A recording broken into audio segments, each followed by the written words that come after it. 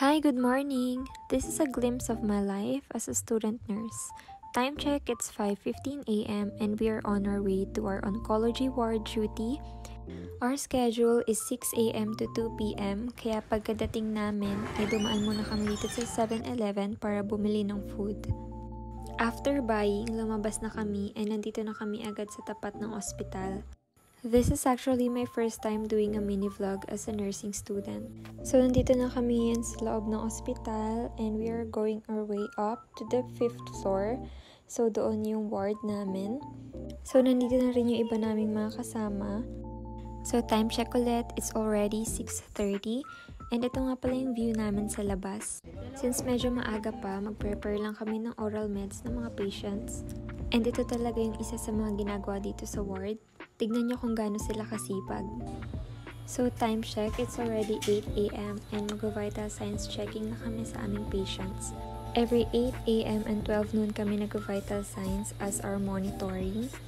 But since isa ako sa mga naka-assign sa SIL room or sa strictly ill patients room, kaya nagmo-monitor din kami every hour.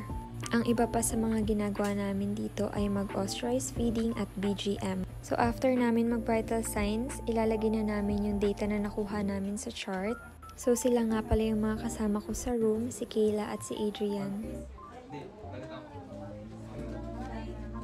After doing our initial rounds and charting, break time muna namin. So, nagkakwentuhan lang kami dyan. And then, ngayon, pupunta na kami sa kantin. And sabay-sabay na kami nag-elevator kasama si ma'am. Natutuwa talaga ako dito sa kantin kasi ang sasarap ng food nila. Lagi napapadami yung kain ko. Say hi sa mini vlog! Ang sarap ng champurado nila, promise. May isa pa nga palang kantin dito na parang grocery. Shoutout kay Rogie at Kyla. Videoan ko daw siya habang ninanam naman donut pero hindi pa pala siya bayad. Pagtapos nun ay nakisali muna kami dito sa pa-event ng ospital. Pagkabalik namin ay may dinala lang kami sa laboratory at nag-charting na ulit kami. So ito na yung final monitoring namin. Hindi ko na na-video yung iba namin ginawa dahil naging busy na sa floor. So nagpa-finalize na kami dito ng data at nag-aayos na ako ng mga folders bago kami umalis. So ngayon ay pauwi na kami. Sobrang productive ng araw namin kahit nakakapagod. Yan, mainit na ngayon sa labas. Sabay-sabay na din kami pauwi.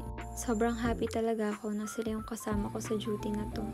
See you on my next mini vlog. Bye!